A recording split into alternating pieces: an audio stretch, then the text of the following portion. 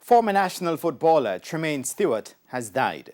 Stewart was pronounced dead at the Spanish Town Hospital after collapsing while playing football on Sunday. Karen Madden reports.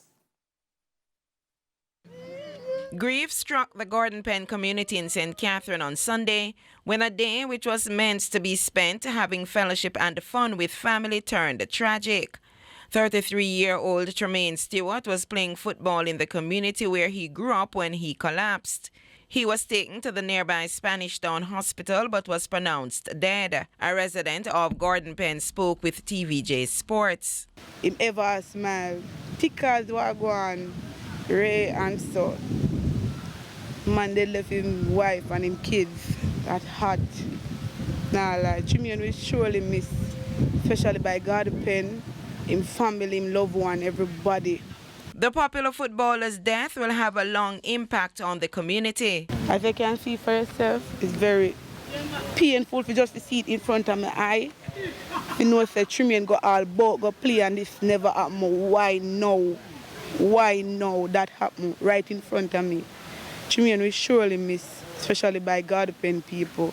A big ball and legend never dies. And the president of the St. Catherine Football Association, Elaine Walker-Brown, who went to the scene after hearing of Stewart's death, was also devastated. I watched him, and you know that I'm coming from the grassroots Institute of Sports and the primary school program. I watched him, and I can say we have lost. The family have lost, the community have lost, his team don't be holding as lost. But the country at large has lost a wonderful son, a wonderful player, and a wonderful human being. And the Jamaica Football Federation President Michael Ricketts has expressed sadness on behalf of the local governing body. In a statement, Ricketts noted that Stewart was a player he enjoyed watching as he embodied the beautiful game.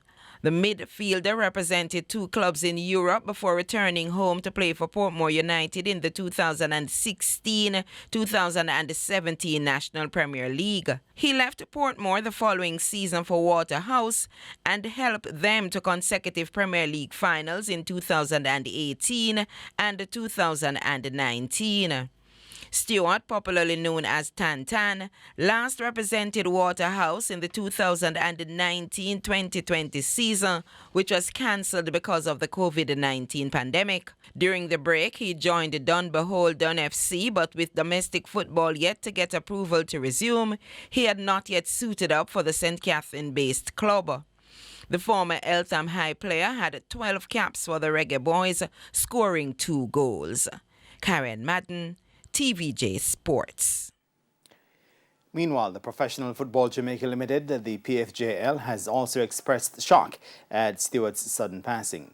The PFJL noted that the entire Jamaica Premier League community is saddened and have been sharing their support directly to the teams where he contributed during his career.